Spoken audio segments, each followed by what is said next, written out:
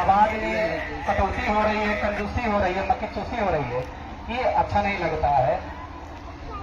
और आप लोग जानते हैं जो कारगिल बॉर्डर पे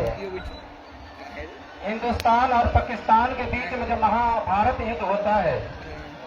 तो एक बंदूक की आवाज की गोली की आवाज पाकिस्तान में चली जाती है और इधर हिंदुस्तान में आती है बंदूक की गोली की आवाज। और मैंने सुना है कि बंदूक की गोली की आवाज से ज्यादा आवाज तो राम नाम की जयकारा बोलने वाले की होती है। लेकिन आप लोग इतनी संख्या में भीड़ इकट्ठा करते हुए भी बड़े दुख के साथ कहना पड़ता है कि आप लोग की आवाज में बड़ी कमी हो रही है, तो सभी लोग जोर से बोलेंगे, बोलिए गंगा मैया की जय,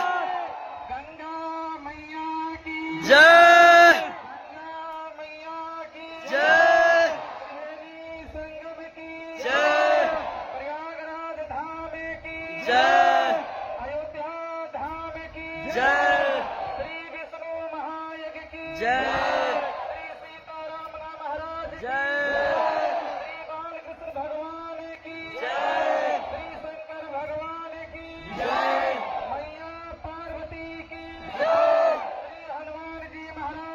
जय